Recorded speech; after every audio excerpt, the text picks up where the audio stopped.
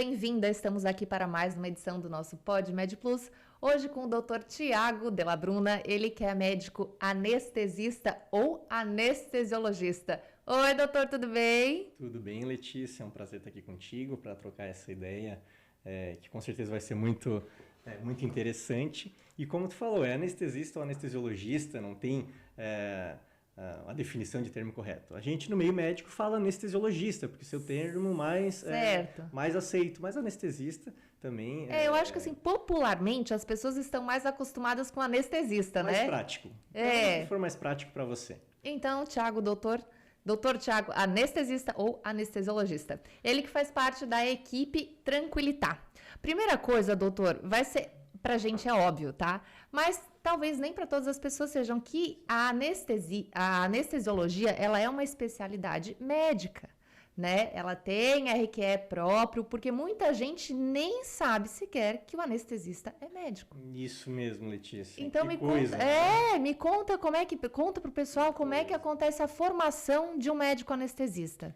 Então, o médico anestesista ou anestesiologista, como estávamos falando, ele é graduado em medicina, então são 6 anos até se graduar, e depois ele presta uma prova de um concurso de residência médica, no qual, para anestesia, são 3 anos de duração. Então, no total, são no mínimo 9 anos até o anestesista conseguir o seu título de especialista em anestesiologista. Certo. E aí, eu queria falar agora sobre... então, gente, anestesista é médico, sim, estuda pessoal. tanto quanto as outras especialidades, mas é que vocês ficam mais escondidinhos, né? Isso. A pessoa, ela vem encaminhada para vocês, né? Claro, quando vai fazer algum procedimento ou uma cirurgia, ela chega no hospital, tá lá o médico. E aí eu queria saber se ela pode escolher o médico anestesista. Pode escolher sim. Isso vai depender da cidade onde ela está, da dinâmica de funcionamento, né, dos hospitais, né, da região, né? Mas aqui em Criciúma, onde nós prestamos serviço, ela pode sim atender e a gente vai fazer de tudo para poder atender ao pedido dela. Entendi. E aí, doutor, a questão da anestesia, as pessoas falam muito em alergia, anestesia. Existe isso? Existe, pode existir, mas a alergia à anestesia somente é muito raro. Tá. O que pode existir é alergia a outras medicações que nós usamos no período perioperatório. Então, nós usamos antibióticos, anti-inflamatórios, medicações para dor. Vamos falar o que é perioperatório. Perioperatório é aquele período, né, desde antes, durante e depois o ato cirúrgico anestésico. Né? E todo esse perioperatório, o anestesista vai acompanhar o paciente. Entendi. Então, a alergia nem sempre é da anestesia em si. Pode ser... Geralmente, a alergia não é da anestesia. Pode ser, mas é muito raro, como eu falei. O que mais acontece é uma alergia que pode acontecer a alguma outra medicação utilizada nesse período da internação hospitalar relacionado à cirurgia. Certo, doutor. E ainda, aí, eu queria saber o que é o tal do choque anafilático que as pessoas falam tanto e têm tanto medo disso.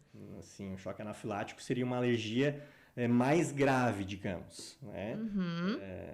Onde requer um cuidado imediato, mais intensivo, para não evoluir para um desfecho desfavorável. Então, é um tipo de alergia, vamos dizer, que poderia até ameaçar a vida do paciente.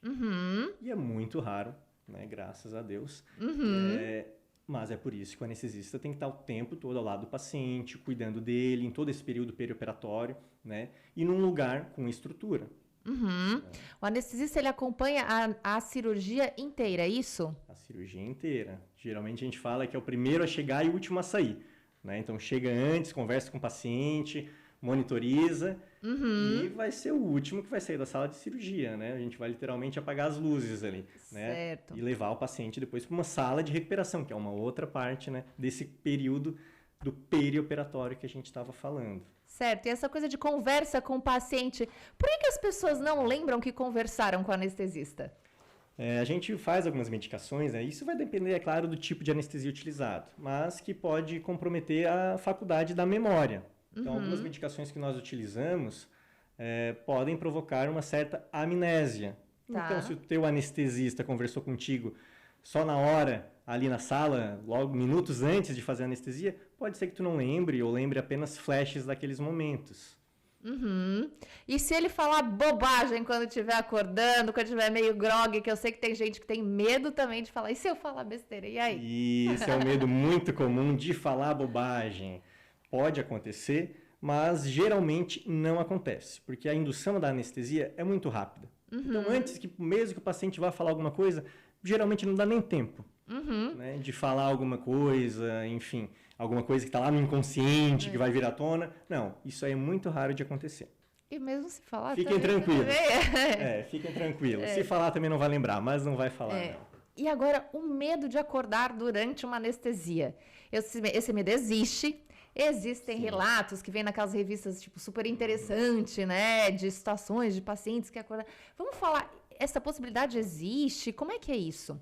Existe, Letícia, existe sim essa possibilidade de acordar durante, né, a cirurgia, mas é por isso, né, que o anestesista tem que estar o tempo todo junto do paciente, para evitar que isso aconteça e possa gerar até um possível trauma, né, durante o procedimento. Né? Então, realmente é uma situação muito desconfortável tu acordar e lembrar de certos momentos. Claro que vai depender da técnica anestésica, do procedimento a qual esse paciente vai ser submetido, mas pode acontecer, porém é uma obrigação do anestesista estar ao lado do paciente para evitar qualquer lembrança do ato cirúrgico. Tem até um filme, ficou famoso há um tempo atrás, assim, até faz tempo que eu não assisto, fica aí uma dica para assistirem, Awake, A Vida por um Fio. Olha. Claro que aquela dramatização hollywoodiana, enfim, né, mas tem onde aparece um paciente lá, vai ser submetido a um transplante de coração, se eu não me engano, e ele lembra da cirurgia, das falas dos médicos, e daí toda a trama se desenvolve a partir daí. Mas realmente pode acontecer de acordo com o tipo de anestesia das medicações que a gente usar. Tá. Né? Então, por isso, todo o cuidado e toda a formação que o anestesista tem que ter de 9 anos, no mínimo, né, e de constante atualização, é para isso não acontecer. Não só isso, mas o choque anafilático, a lembrança, qualquer outra possível complicação desse período, a gente está ali a postos para cuidar do paciente. E acho que outro medo que as pessoas têm é não voltar da anestesia. Eu dei uma olhada no Google, no que as pessoas pesquisam, e tem isso, né? A pessoa pode não voltar da anestesia? Isso existe, não voltar? Não, isso aí é um mito. Não tem como não voltar da anestesia. Então, a anestesia, falando de anestesia geral, você vai dormir, não vai lembrar de nada.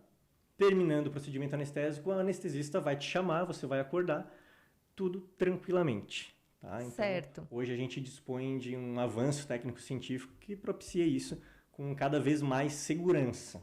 Isso que é importante ser dito. Então, você vai acordar sim da anestesia. Tá, então essa preocupação também eliminada. Doutor, diferença entre cirurgia geral e cirurgia local?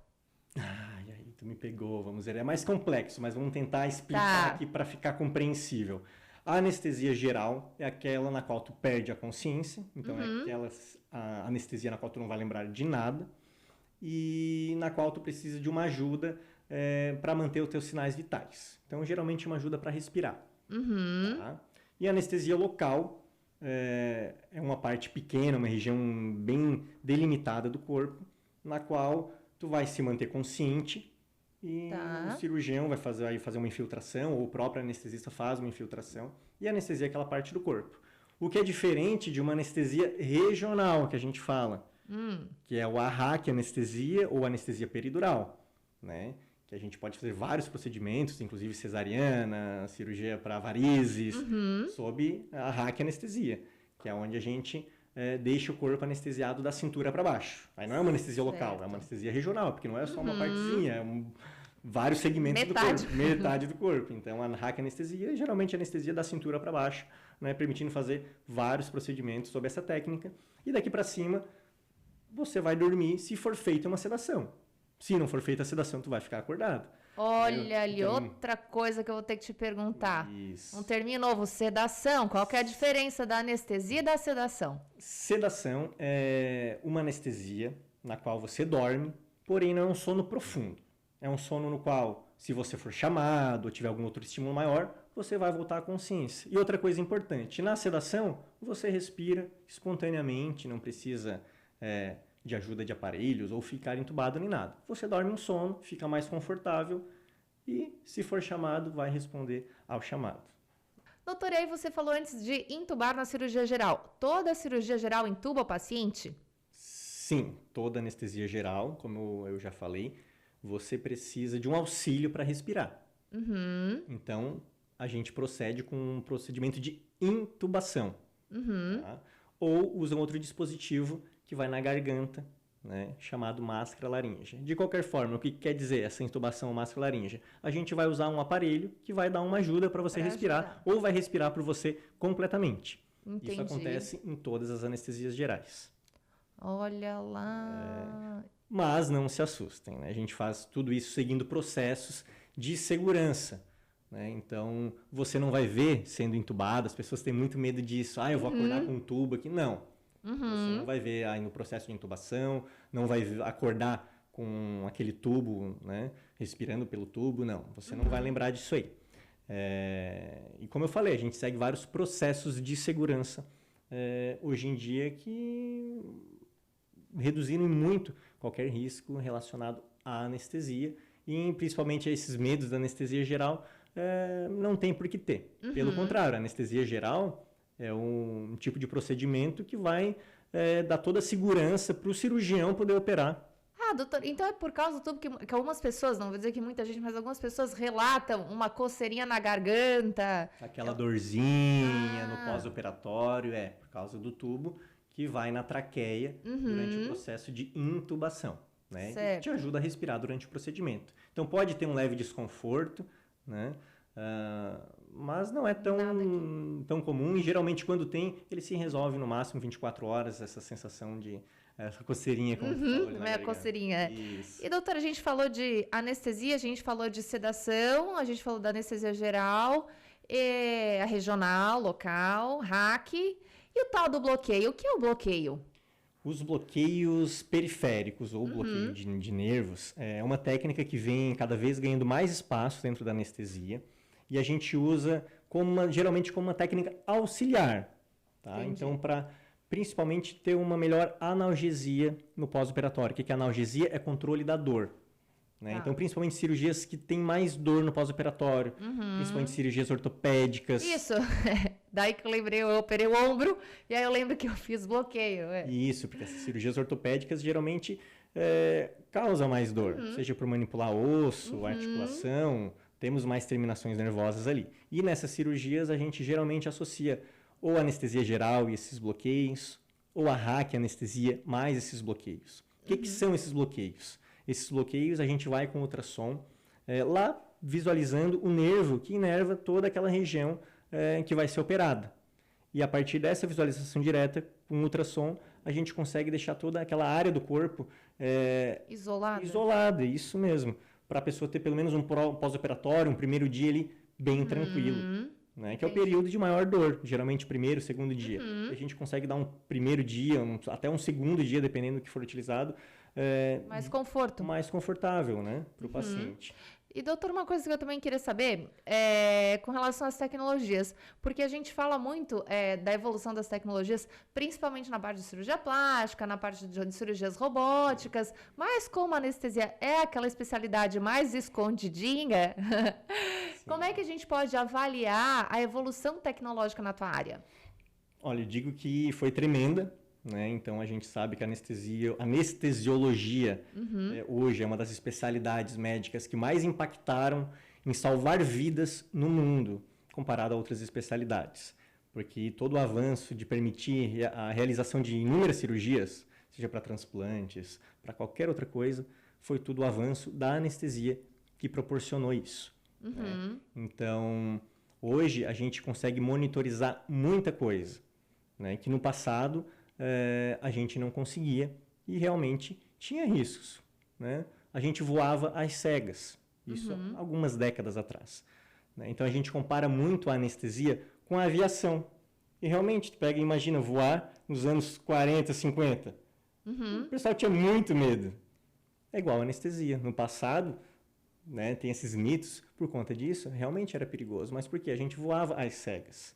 Hoje está diferente, o avanço técnico-científico, o avanço dos processos de segurança, de checklists, a gente compara muito com a aviação. E hoje, olha a aviação, quão segura que é, né? Um meio de transporte que é um dos mais seguros do mundo é a aviação. E a anestesia a gente compara com a aviação. Então, tem um profissional habilitado, capacitado, com todo o avanço técnico-científico, cuidando de ti.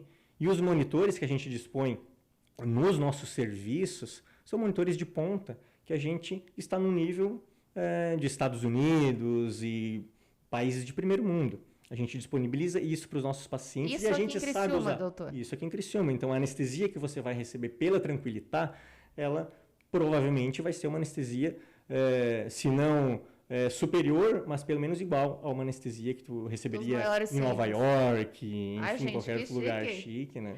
Mas isso é verdade por causa desse nosso acesso a esses monitores, a essas novas tecnologias. E doutor, falando aí em tecnologias, né, essa questão aí de monitorização, é isso que faz com que o paciente não acorde? Existe um sinal que vai dizer, opa, ele está aí ressurgindo, é isso?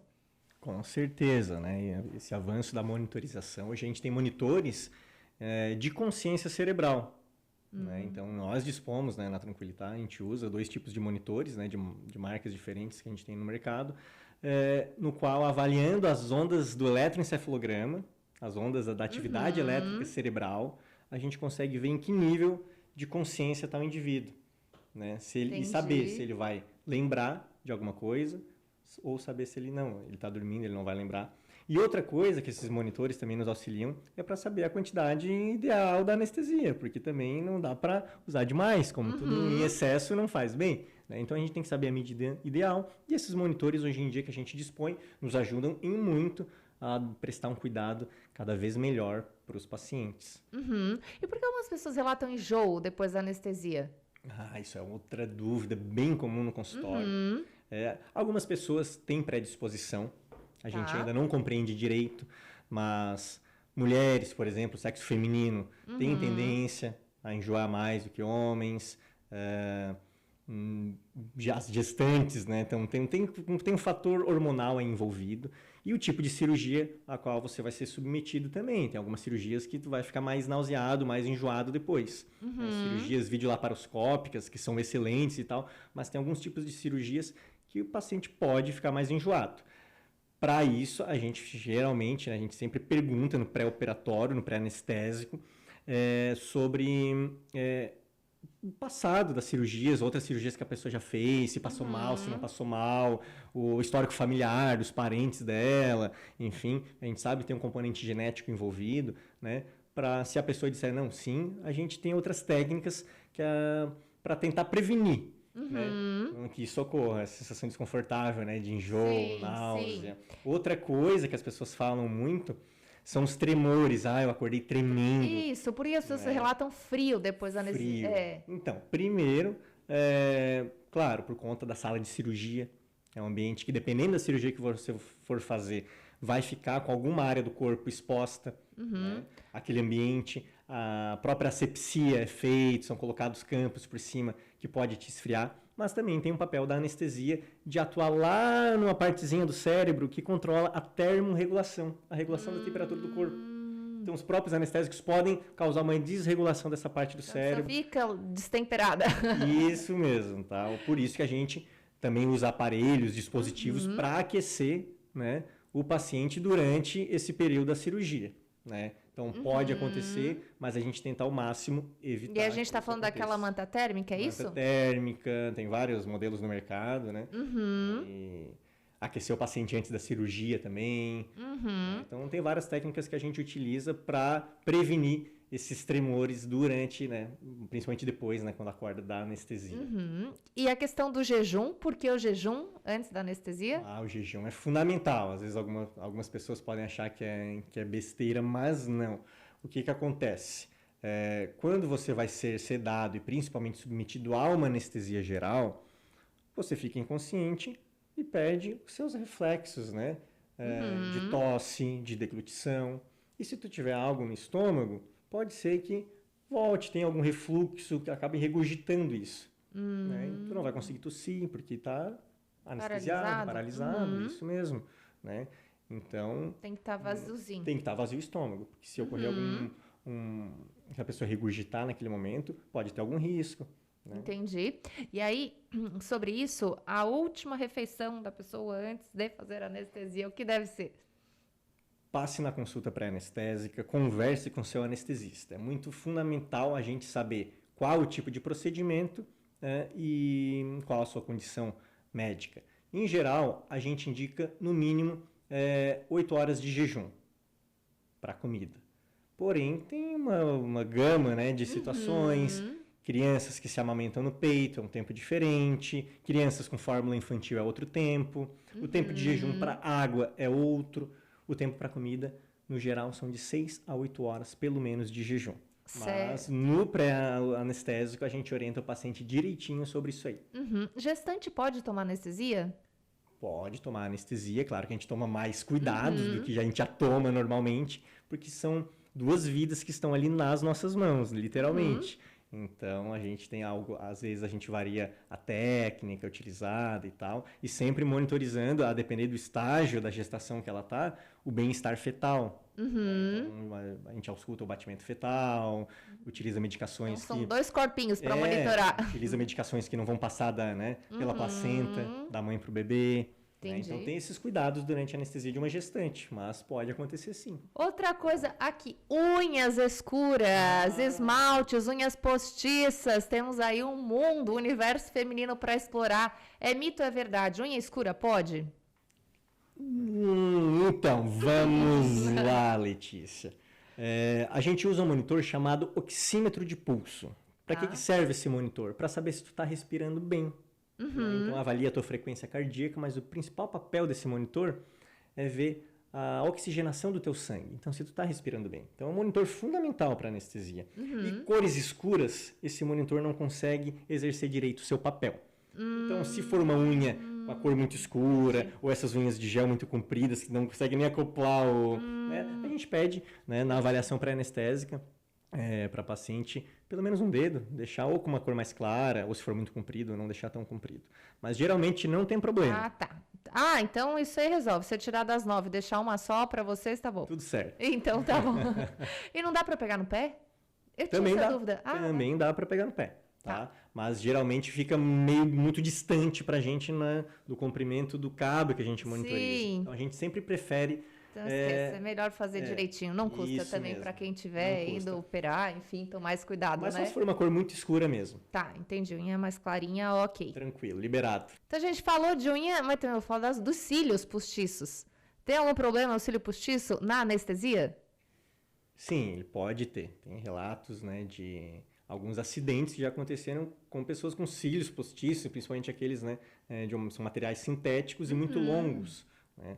Durante cirurgias, a gente usa, o cirurgião, no caso, geralmente usa algum cautério, um eletrocautério, que é um aparelho que conduz uma corrente eletromagnética. Essa corrente, se tiver algum material sintético no corpo, essa corrente pode se propagar, né, para esses materiais, inclusive gerar até alguma chama, produzir um fogo, por exemplo. Né? Olha, que já aconteceu relato de queimadura ocular por conta de cílios, né? Então a gente pede sempre para que tire, exceto que for uma cirurgia que não vai usar cautério ou que for usar um cautério onde a corrente é longe da área. Mas se for uma cirurgia na face e tu tiver cílios postiços, a gente pede para tirar, é mais seguro. Mais uma coisa que não custa também, né? Apliques no cabelo, agora vou perguntar de tudo, né? Unha, cílio, apliques no cabelo. Também é o mesmo princípio, né? Então, se for uma cirurgia onde vai ser usado um eletrocautério, num local próximo desses materiais, o indicado é que tire. Nada sintético. Então, isso é muito importante esclarecer essas dúvidas no momento da consulta pré-anestésica. O anestesista vai avaliar se precisa ou não remover. Né? Mas por isso que a gente pede para tirar brincos, anéis, piercings, grampo, tem que tirar, é um material que ele vai conduzir a corrente elétrica. E se o cirurgião for usar um eletrocautério numa área próxima, pode ter o risco de conduzir essa corrente e gerar uma queimadura. Maquiagem também? Maquiagem não tem problema. Maquiagem não tem. Acho que fiz todas as perguntas relacionadas ao universo da beleza, mas eu ainda tenho mais uma dúvida, nada a ver agora com questões aí de adendos e enfeites e tal, Mas não falamos aqui, eu não posso ir embora sem falar disso, que é o cheirinho, que as pessoas tanto falam do cheirinho. Isso é anestesia? O famoso cheirinho, essa é uma Isso. grande dúvida. Não, o cheirinho que a gente usa é reservado para cirurgias pediátricas. Então, criança, né, a gente consegue anestesiar através do cheirinho. Adulto, não tem anestesia com cheirinho. A gente faz medicações endovenosas, ou seja, a gente coloca um sorinho, uma medicação na veia. Tá. Então, fique bem claro, não tem cheirinho, eu dormi com é só um cheirinho, não. Cheirinho é para crianças. Né? Então, para evitar funcionar um acesso, um piquezinho que as crianças não gostam, podem ficar traumatizadas, então a gente... Para deixar os pequenos mais tranquilinhos. Isso, a gente bota um cheirinho, né? Fala que vai encher um balão, alguns já estão acostumados com a nebulização, já fizeram em casa, então a gente faz as crianças dormirem com esse cheirinho, aí depois de dormir com o cheirinho, a gente geralmente pega um acesso venoso com a criança sem dormir, sem ver nada, sem sentir nada. Justo, né? Isso. Tá bom. Muito bem. Doutor, esqueci de falar alguma coisa? Precisa falar alguma coisa mais? Muitas coisas para falar, né? Mas eu acho que a gente conseguiu abordar boa parte das dúvidas. Não, tem o mundo técnico aí por trás, mas né, eu acho que para o público... No geral, acho que essas são as questões mais pertinentes. Não tem problema, vamos marcar mais encontros para a gente esclarecer qualquer dúvida futura que venha a surgir aí. Muito obrigada, então, doutor, pela sua disponibilidade, por estar aqui com a gente no PodMed Plus. Agradeço.